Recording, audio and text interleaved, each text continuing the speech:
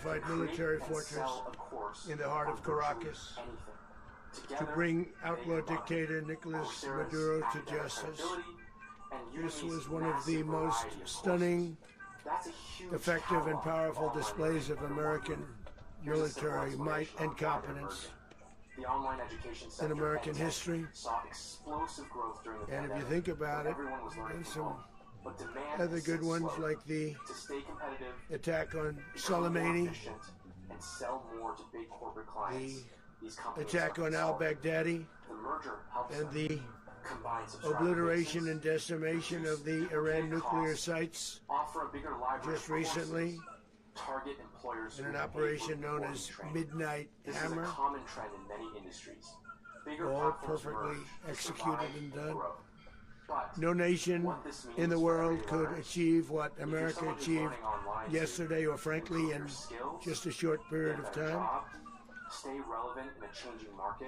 All Venezuelan military capacities were rendered powerless as the men and women of our military, working with U.S. law enforcement, successfully captured Maduro in the dead of night. It was dark. The lights of Caracas were largely turned off due to a certain expertise that we have. It was dark, and it was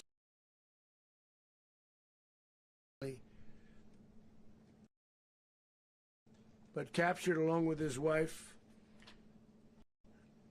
Celia Flores, both of whom now face American justice.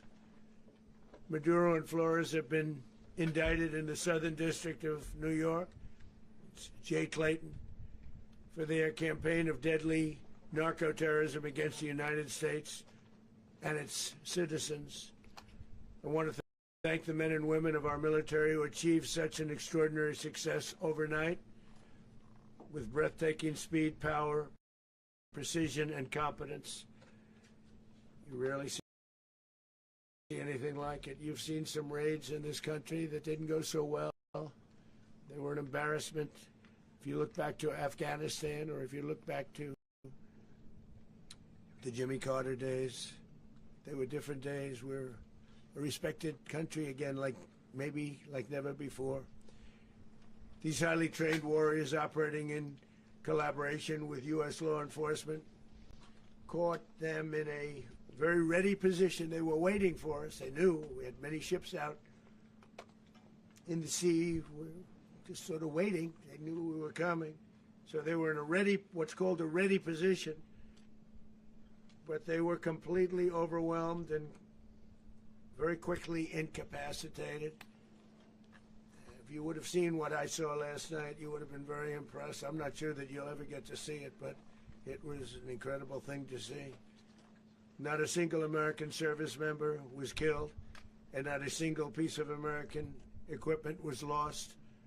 We had many helicopters, many planes, many people involved in that fight.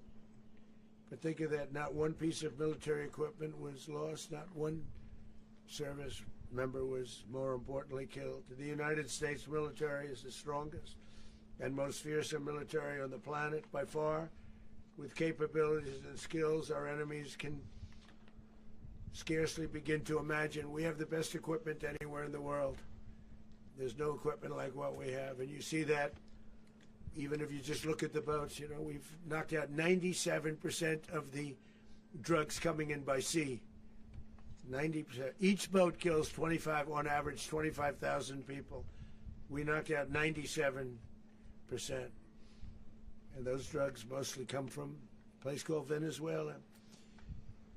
We're going to run the country until such time as we can do a safe, proper, and judicious transition. So we don't want to be involved with having somebody else get in, and we have the same situation that we had for the last long period of years. So we are going to run the country until such time as we can do a safe, proper, and judicious transition. And it has to be judicious, because that's what we're all about. We want peace liberty and justice for the great people of Venezuela, and that includes many from Venezuela that are now living in the United States and want to go back to their country. It's their homeland. We can't take a chance that somebody else takes over Venezuela that doesn't have the good of the Venezuelan people in mind. We've had decades of that. We're not going to let that happen. We're there now, and what people don't understand, but they understand as I say this, we're there now, but we're going to stay until such time as the proper transition can take place. So we're going to stay until such time as we're going to run it, essentially, until such time as a proper transition can take place. As everyone knows, the oil business in Venezuela has been a bust, a total bust, for a long period of time. They were pumping almost nothing by comparison to what they could have been pumping and what could have taken place. We're going to have our very large United States oil companies, the biggest anywhere in the world, go in, spend billions of dollars, fix the badly broken infrastructure, the oil infrastructure, and start making money for the country.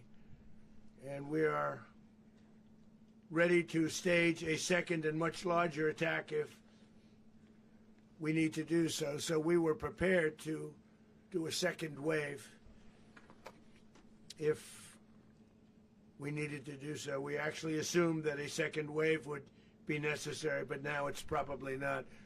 The first wave, if you'd like to call it that, the first attack was so successful, we probably don't have to do a second, but we're prepared to do a second wave, a much bigger wave, actually.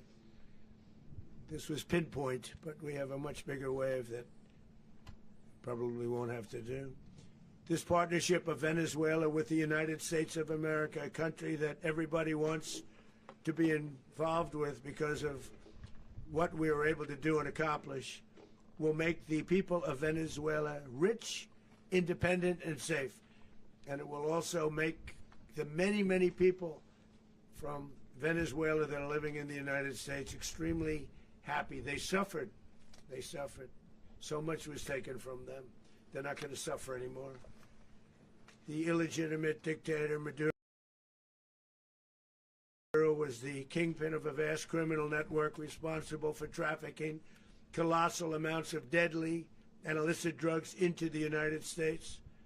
As alleged in the indictment, he personally oversaw the vicious cartel known as Cartel de las Solas, which flooded our nation with lethal poison, responsible for the deaths of countless Americans, many, many Americans. Hundreds of thousands over the years of Americans died because of him. Maduro and his wife will soon face the full might of American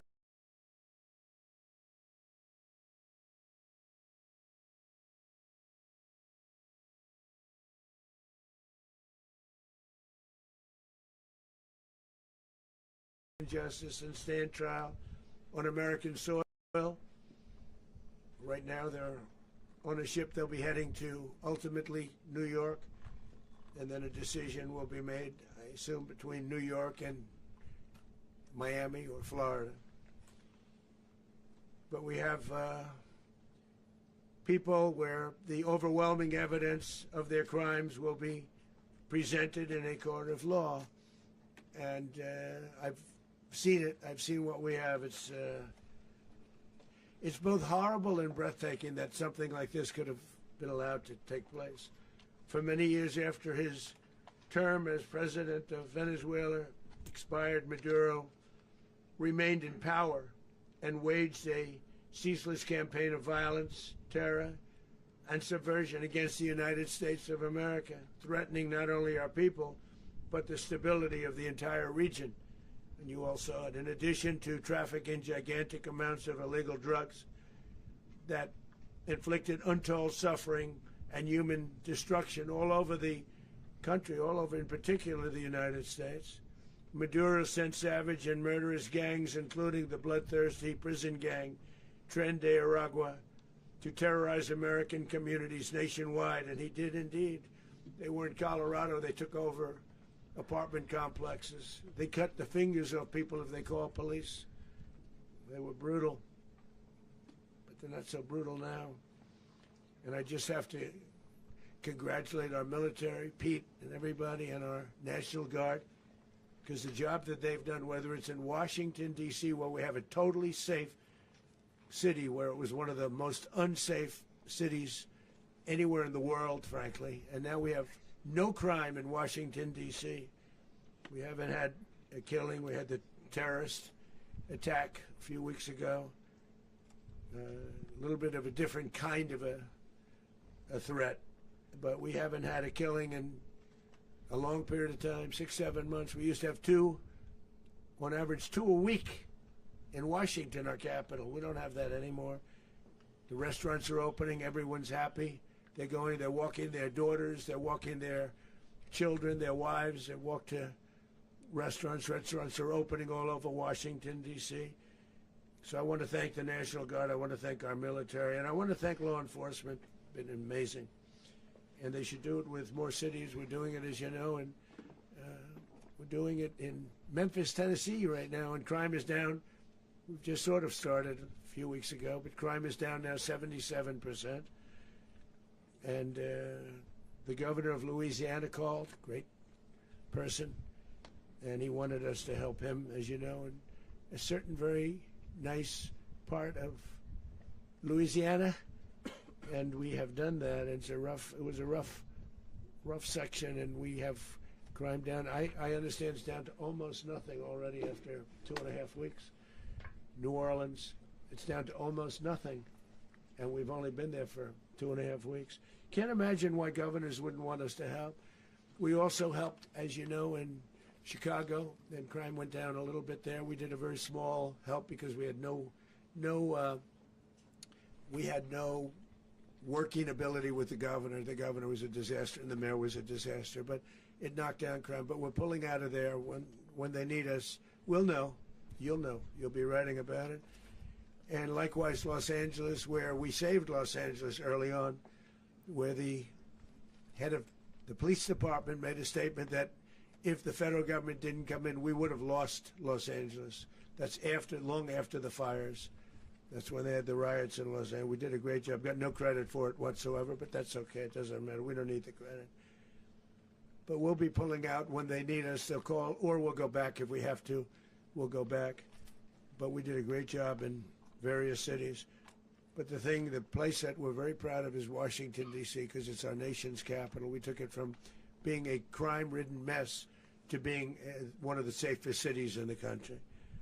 But the gangs that they sent raped, tortured, and murdered American women and children. They were in all of the cities I mentioned, Tren de Aragua. And they were sent by Maduro to terrorize our people, and now Maduro will never again be able to threaten an American citizen or anybody from Venezuela. There will no longer be threats. For years I've highlighted the stories of those innocent Americans whose lives were so heartlessly robbed by this Venezuelan terrorist organization. Really one of the worst. One of the worst, they say the worst. Americans like 12-year-old Jocelyn Nungary from Houston. Beautiful Jocelyn Nungary, what happened to her? They, as you know, they kidnapped, assaulted, and murdered by Tren de Aragua animals. They murdered Jocelyn and left her dead under the bridge. There was a bridge that will never be the same to so many people after seeing what happened. As I've said many times, the Maduro regime emptied out their prisons, sent their worst and most violent monsters into the United States to steal American lives. And they came from mental institutions and insane asylums. They came from prisons and jails. The reason I say both, they sound similar. Actually, prisons a little bit more hostile, a little bit tougher. A mental institution isn't as tough as an insane asylum, but we got them both. They sent from their mental institutions, they sent from their jails, prisons, They were drug dealers. They were drug kingpins. They sent everybody bad into the United States. But no longer. And we have now a border where nobody gets through. In addition, Venezuela unilaterally seized and stole American oil, American assets, and American platforms, costing us billions and billions of dollars. They did this a while ago, but we never had a president that did anything about it. They took all of our property. It was our property. We built it. And we never had a president that decided to do anything about it. Instead, they fought wars that were 10,000 miles away. We built Venezuela oil industry with American talent, drive, and skill, and the socialist regime stole it from us during those previous administrations, and they stole it through force. This constituted one of the largest thefts of American property in the history of our country. Considered the largest theft of property in the history of our country. Massive oil infrastructure was taken like we were babies, and we didn't do anything about it. I would have done something about it. America will never allow foreign powers to rob our people or drive us back into and out of our own hemisphere. That's what they did. Furthermore, under the now deposed dictator Maduro, Venezuela was increasingly hosting foreign adversaries in our region and acquiring menacing offensive weapons that could threaten U.S. interests and lives. And they used those weapons last night. Potentially in league with the cartels operating along our border. All of these actions were in gross violation of the core principles of American foreign policy, dating back more than 2 centuries. And not anymore. All the way back, it dated to the Monroe Doctrines. And the Monroe Doctrine is a big deal. But we've superseded it by a lot. By a real lot. They now call it the Monroe Document. I don't know. It's Monroe Doctrine.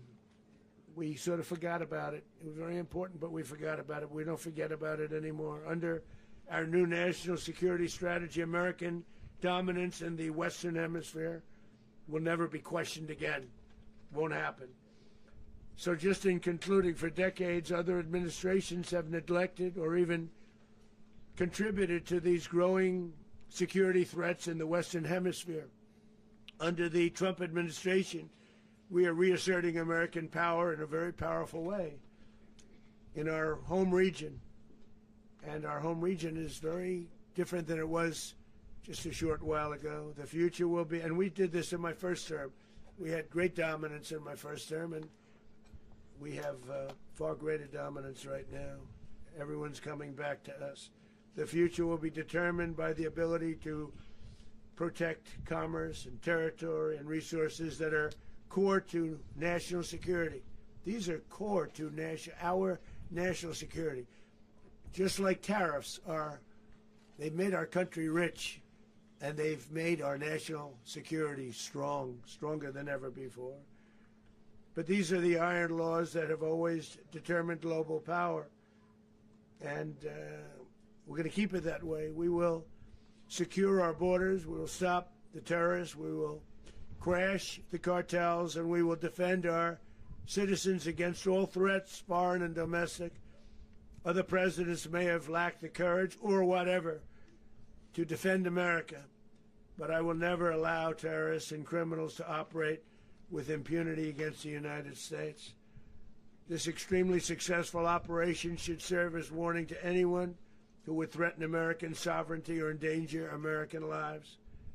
Very importantly, the embargo on all Venezuelan oil remains in full effect.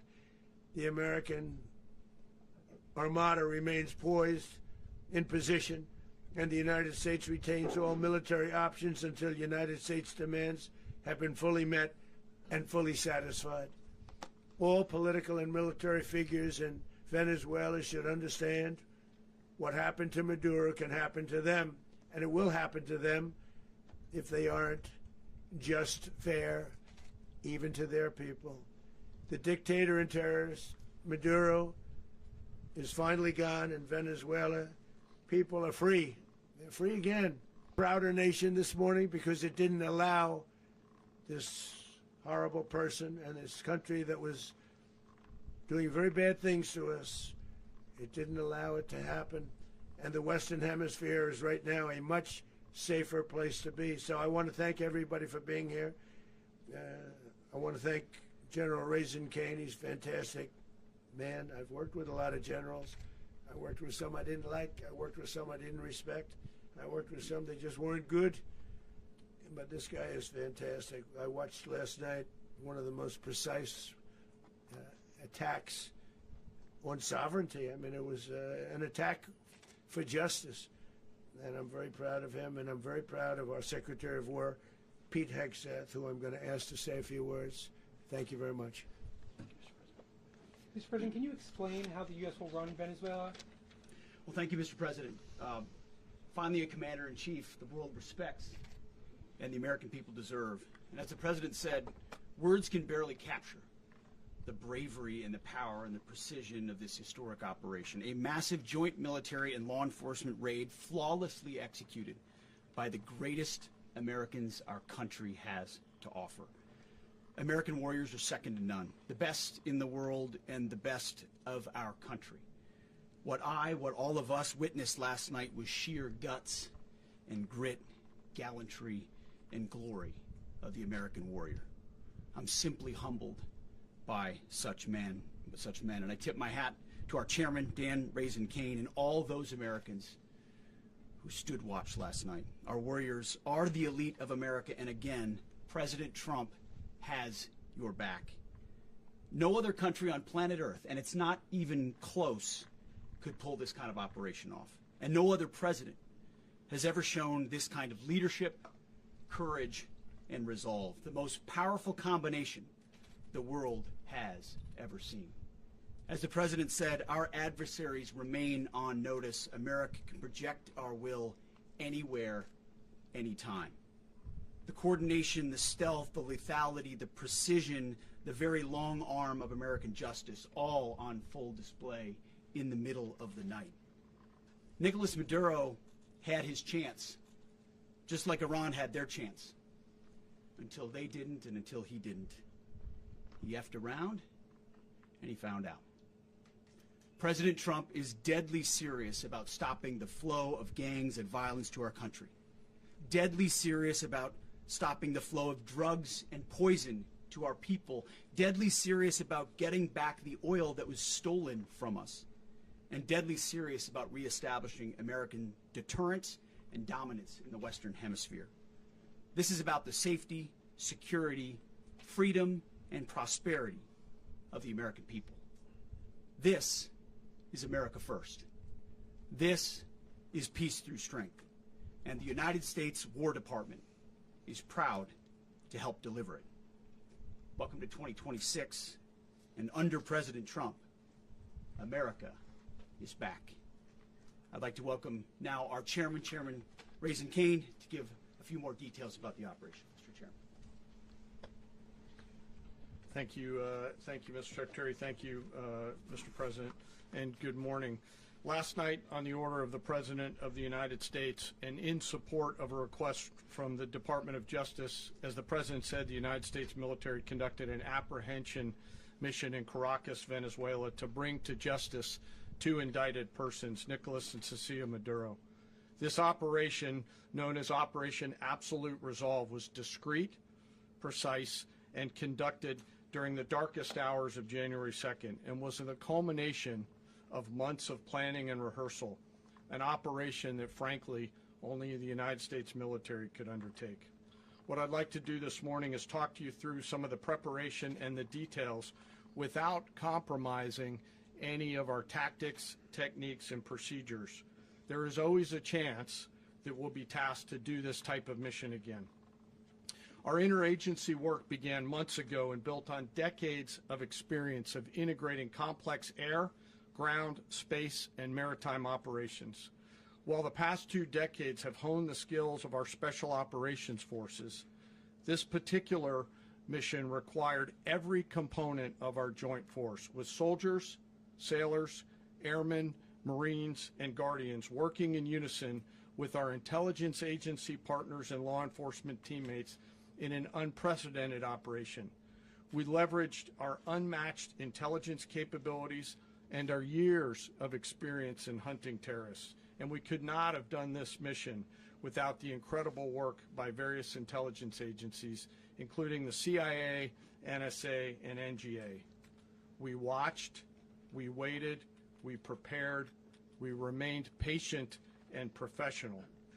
This mission was meticulously planned, drawing lessons from decades of missions over the last many years, many missions over these last many years.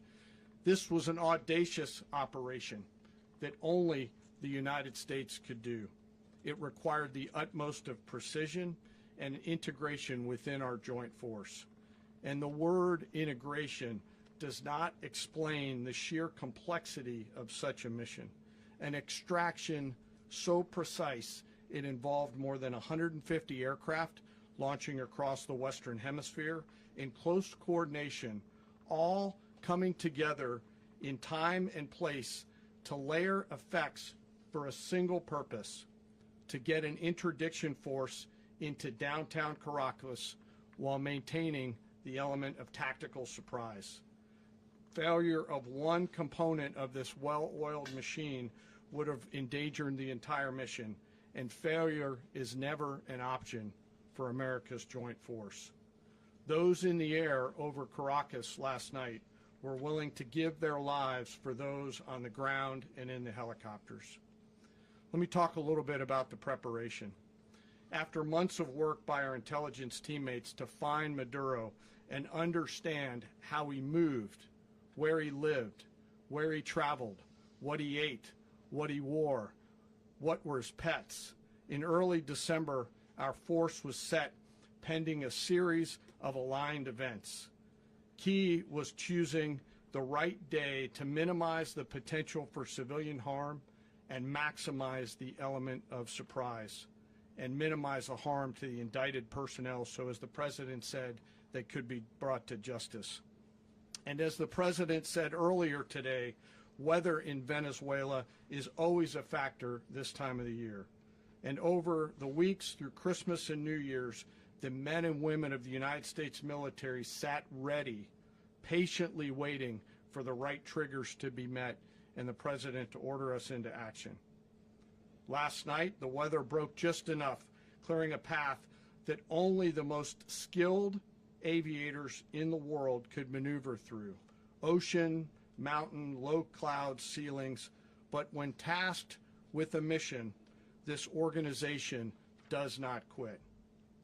At 10:46 p.m. Eastern Time last night, the President ordered the United States military to move forward with this mission. He said to us, and we appreciate it, Mr. President, good luck and Godspeed. And those words were transmitted to the entire joint force. Over the course of the night, aircraft began launching from 20 different bases on land and sea across the Western Hemisphere. In total, more than 150 aircraft, bombers, fighters, intelligence, reconnaissance, surveillance, rotary wing were in the air last night. Thousands and thousands of hours of experience were airborne. Our youngest crew member was 20, and our oldest crew member was 49, and there's simply no match for American military might. As the night began, the helicopters took off with the extraction force, which included law enforcement officers, and began their flight into Venezuela at 100 feet above the water. As they approached Venezuelan shores, the United States began layering different effects provided by Spacecom, Cybercom, and other members of the interagency to create a pathway. Overhead, those forces were protected by aircraft from the United States Marines, the United States Navy, the United States Air Force, and the Air National Guard.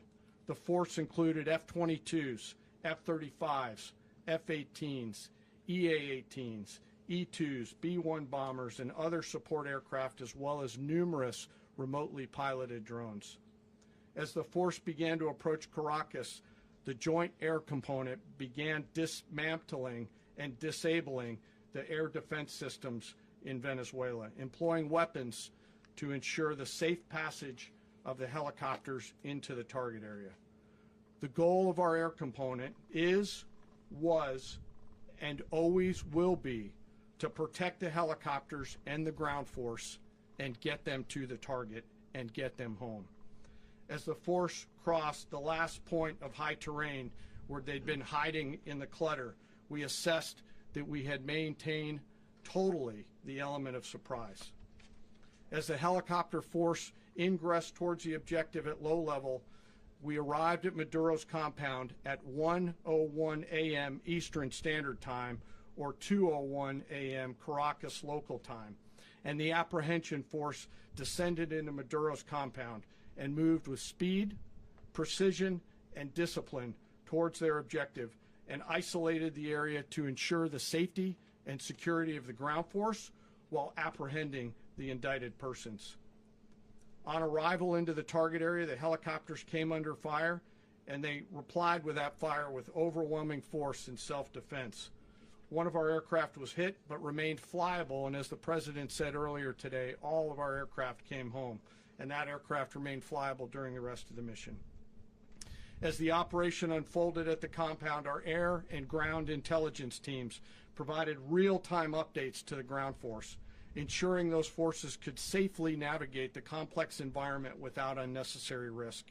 The force remained protected by overhead tactical aviation. Maduro and his wife, both indicted, gave up and were taken into custody by the Department of Justice, assisted by our incredible U.S. military with professionalism and precision, with no loss of U.S. life. After securing the indicted persons, the force began to prep for departure. Helicopters were called in to exfiltrate the extraction force, while fighter aircraft and remotely piloted aircraft provided overhead coverage and suppressive fire. There were multiple self-defense engagements as the force began to withdraw out of Venezuela. The force successfully exfiltrated and returned to their afloat launch bases, and the force was over the water at 3:29 a.m. Eastern Standard Time with indicted persons on board, and both Maduro and his wife were embarked aboard the USS Iwo Jima. In closing, what we've witnessed today is a powerful demonstration of America's joint force. We think, we develop, we train, we rehearse, we debrief, we rehearse again and again, not to get it right, but to ensure that we cannot get it wrong. Our jobs are to integrate combat power so when the order comes, we can deliver overwhelming force at the time and the place of our choosing against any foe anywhere in the world. I am immensely proud today of our joint force and filled with gratitude to represent them here today. There is simply no mission too difficult for these incredible professionals and the families that stand by them and support them. As we stand here this morning, our forces remain in the region at a high state of readiness, prepared to project power, defend themselves, and our interests in the region. This operation is a testament to the dedication and unwavering commitment to justice and our resolve to hold accountable those who threaten peace and stability. In closing, I want to express my heartfelt gratitude to the brave men and women who executed this mission. Their courage and tireless commitment to our nation are what makes us strong. Thank you, Mr. Secretary, and thank you, Mr. President. Well, I don't have much to add to what you've heard now, other than the following points. Nicolas Maduro was indicted in 2020 in the United States. He is not the legitimate president of Venezuela. That's not just us saying it. The first Trump administration, the Biden administration, the second Trump administration, none of those three recognized him. He's not recognized by the European Union and multiple countries around the world. He is a fugitive of American justice with a $50 million reward, which I guess we saved $50 million. And we should make sure. Yeah, exactly. But don't let anybody claim it. Nobody deserves it but us. But I want to be clear about one thing. Nicolas Maduro had multiple opportunities to avoid this. He was provided multiple very, very, very generous offers and chose instead to act like a wild man, chose instead to play around. And the result is what we saw tonight. The other message here is the following. You have a guy, like many people around the world, they like to play games. You have a guy who decides he's going to invite Iran into his country, is going to, do the confiscation of American oil companies, is going to flood our country with gang members, is going to take Americans prisoner and try to hold them for hostage and trade them like he was able to do with the Biden administration. Basically likes to play games all this time and thinks nothing's going to happen. And I hope what people now understand is that we have a president. The 47th president of the United States is not a game player. When he tells you that he's going to do something, when tells you he's going to address a problem, he means it. He actions it. I can tell you, I've watched this process now for 14, 15 years, been around it. Everybody talks. I'm going to do this. I'm going to do that. When I get there, we're going to do this. We're going to take. This is a president of action. Like, I don't understand yet how they haven't figured this out. And now, if you don't know, now you know. Because this is the way it's going to play out. And I think people need to understand that this is not a president that just talks and does letters and press conferences. And, if he says he's serious about something, he means it. And this is something that was a direct threat to the national interest of the United States. And the president addressed it. There's a president of peace, by the way. I told you what I just said earlier. This guy had multiple opportunities to find his way somewhere else and figure out another. He could have been living somewhere else right now very happy, but instead he wanted to play big boy. And so now, he's got other sets of problems on his hands. And but I think the message here should be for the world. Look, the president doesn't go out looking for people to pick fights with. He's not generally wants to get along with everybody. We'll talk and meet with anybody, but don't play games. Don't play games with this president's in office because it's not going to turn out well. And so I hope that I guess that lesson was learned last night, and we hope it'll be instructive moving forward. Is that a message for Cuba? Mr. President. Mr. President. Mr. President. You said that the U.S. is going to run Venezuela, so who's in power right now? Well, we're going to be running it with a group, and we're going to make sure it's run properly. We're going to rebuild the oil infrastructure, which will cost billions of dollars. It'll be paid for by the oil companies directly. They will be reimbursed for what they're doing, but it's going to be paid. And we're going to get the oil flowing the way it should be. As you know, it was just a minor flow. It was actually a minor flow for what they have. But we're going to run it properly, and we're going to make sure the people of Venezuela are taken care of. We're going to make sure the people that were forced out of Venezuela by this thug are also taken care of. Mr. President. Does the U.S. running the country mean that U.S. troops will be on the ground? How will that work? Well, they always say boots on the ground. So we're not afraid of boots on the ground if we have to have. We had boots on the ground last night at a very high level, actually. We're not afraid of it. We don't mind saying it. But we're going to make sure that that country is run properly. We're not doing this in vain. This is a very dangerous attack. This is an attack that could have gone very, very badly. Could have gone very badly. We could have lost a lot of people last night. We could have lost a lot of dignity. We could have lost a lot of equipment. The equipment is less important, but we could have lost a lot. And we're going to make sure that this is proper. We're there now. We're ready to go again if we have to. We're going to run the country right. It's going to be run very judiciously, very fairly. It's going to make a lot of money. We're going to give money to the people. We're going to reimburse people that were taken advantage of. We're going to take care of everybody. It's very important. We couldn't let them get away with it. They stole our oil. We built that whole industry there, and they just took it over like we were nothing. And we had a president that decided not to do anything about it. So we did something about it. We're late, but we did something about it. Yeah, please. Mr. President, can you explain the exact mechanism by which you're going to run the country? Are you going to designate a U.S. official to coordinate? It's all being done right now. We're designating people. We're talking to people. We're designating various people, and we're going to let you know who those people are. Mr. President. What's the group you mentioned that would run Venezuela? Well, it's largely going to be, for a period of time, the people that are standing right behind me. We're going to be running it. We're going to be bringing it back. It's a dead, I talk about a dead country. A year and a half ago, we were a dead country. Now we're the hottest country anywhere in the world. We're a country doing better than any country anywhere in the world. And it required leadership. Venezuela has a lot of bad people in there, a lot of bad people that shouldn't be leading. We're not going to take a chance that one of those people take over for Maduro. So you can look at, and others, we have fantastic people, including people in the military. So we're going to have a group of people running it until such time as it can be put back on track. So you're make a lot of money for the people and give people a great way of life, and also reimbursement for people in our country that were forced out of Venezuela. Mr. President. Rubio would be. You said earlier today that you weren't going to back Machado to come back and be the opposition leader in your Fox and Friends interview. And then you also mentioned the vice president of Venezuela. Are you going to work with the vice president of Venezuela, or how do you foresee the relationship Well, I going? understand she was just sworn in, but she was, as you know, picked by Maduro. So Marco's working on that directly. He just had a conversation with her, and she's essentially willing to do what we think is necessary to make Venezuela great again. Very simple. Mr. President, Colombian President Gustavo Petro, a couple weeks ago, he said he's got to watch his ass. And today, he said he's not concerned about anything happening to him in the aftermath of this operation. So, just what your message is Well, about he that. has cocaine mills. He has factories where he makes cocaine. And yeah, I think I stick by my first statement. He's making cocaine. They're sending it into the United States. So he does have to watch his ass. Mr. President.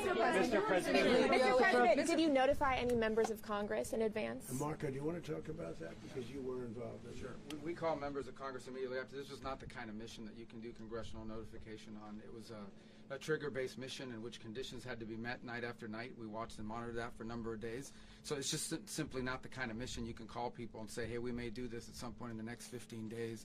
But it's largely a law enforcement function. Remember, at the end of the day, at its core, this was an arrest of 2 indicted fugitives of American justice, and the Department of War supported the Department of Justice in that job. Now, there are broader policy implications here, but it's just not the kind of mission that you can pre-notify because it endangers the mission.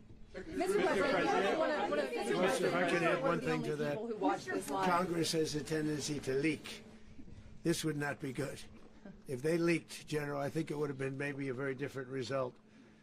But I have to say, they knew we were coming at some point, We had a lot of ships out there. They sort of knew we were coming. Mr. President. But Congress will leak, and we don't want leakage. Mr. President. You were one of the only people to watch this all play out live. What was Maduro doing when the U.S. forces entered what I assume would be his home? And also, was there any point where the U.S. was considering if Maduro pushed back or resisted killing Maduro? It could have happened. It could have happened. He was trying to get into a safe place. You know what a safe place is, all steel. And he wasn't able to make it to the door because our guys were so fast. They went through the opposition so fast. And there was a lot of opposition. People were wondering, do we get them by surprise? Sort of surprised, but they were waiting for something. It was a lot of opposition. There was a lot of gunfire. You saw some of it today. But he was trying to get to a safe place, which wasn't safe because we would have had the door blown up in about 47 seconds, they say on average, regardless of how thick the steel was. It was a very thick door. It was a very heavy door, but he was unable to get to that door. He made it to the door. He was unable to close it. So where is Maduro going to be? Go ahead, finish. Where is Maduro going to be in the time being right now? Do you know his exact Well, whereabouts? eventually, ultimately, in the near future, he's going to be brought to New York. And where is he going to be held? Where is he going to be held in New York? Do you know? That's going to be up to the officials that do these things. Mr. President, the U.S. has something of a mixed track record of ousting dictators without necessarily a plan for what comes afterwards. Not with Did me, that though. weigh on your decision Well, that's making? what we had different presidents, but with me, that's not true. With me, we've had a perfect track record of winning. We win a lot, and we win. If you look at Soleimani, you look at al-Baghdadi, you look at the Midnight Hammer. Midnight Hammer was incredible. Right now, you wouldn't have peace in the Middle East. We have essentially peace in the Middle East because of that. If we weren't successful with Midnight Hammer, you wouldn't have peace in the Middle East. So, with me, you've had a lot of victory. You've had only victories. You've had no losses. Yeah. Mr. President, can you? How long do you expect the U.S. to run Venezuela, and how soon do you want the Venezuelan people to hold elections? So I'd like to do it quickly, but it takes a period of time. We're rebuilding. We have to rebuild their whole infrastructure. The infrastructure is rotted. It's actually very dangerous. It's blow-up territory. Oil is very dangerous. It's a very dangerous thing to take out of the ground. It can kill a lot of people. It has killed a lot of people doing just that. The infrastructure is old. It's rotted. Much of it is stuff that we put there 25 years ago, and we're going to be replacing it. And we're going to take a lot of money out so that we can take care of the country. Are you saying that Secretary Rubio and Mr. President, China, Russia, and Iran have interests in Venezuela. How does this operation affect your relationships with them when it comes to the oil and China drugs? and Russia, well, Russia when we get things straightened out. But in terms of other countries that want oil, we're in the oil business. We're going to sell it to them. We're not going to say we're not going to. In other words, we'll be selling oil probably in much larger doses because they couldn't produce very much because their infrastructure was so bad. So we'll be selling large amounts of oil to other countries, many of whom are using it now, but I would say many more will come. Are you saying that, Mr. President, are you saying that... Oh. Mr. President, thank you. What is your message to the people of Venezuela today? Of course, the civilian population specifically, they have a lot of questions. What is your message to the people of Venezuela? That you're going to have peace, justice. You're going to have some of the riches that you should have had for a long period of time. It was stolen from you. But you're going to have peace and you're going to have safety. You're going to have justice. You're going to have a country. You're going to have a real country. You're going to have potentially a great country. You know, if you go back 20 years, maybe even a little longer ago, that was a great country. And they destroyed it. Remember I said that if we lose this election, the United States will be Venezuela on steroids. That's what would have happened. Had we lost the election, the 2024 election, we suffered so badly when you look at the border from 2020. What they did, what Joe Biden administration did to our country should never be forgotten. But if we had to go through another year of that, we wouldn't have. We would be exactly where Venezuela was in terms. I used to say, if they win, we're going to be Venezuela on steroids, and that's what would have happened. President, thank you. Are you saying that Secretary Hegseth and Rubio are going to be running Venezuela, and will you be sending in U.S. military They're troops going to to be a provide? team that's working with the people of Venezuela to make sure that we have Venezuela right. Because for us to just leave, who's going to take over? I mean, there is nobody to take over. You have a vice president who's been appointed by Maduro. And right now she's the vice president, and she's, I guess, the president. She was sworn as president just a little while ago. She had a long conversation with Marco, and she said, we'll do whatever you need. I think she was quite gracious, but she really doesn't have a choice. We're going to have this done right. We're not going to just do this with Maduro, then leave like everybody else, leave and say, you know, let it go to hell. If we just left, it has zero chance of ever coming back. We'll run it properly. We'll run it professionally. We'll have the great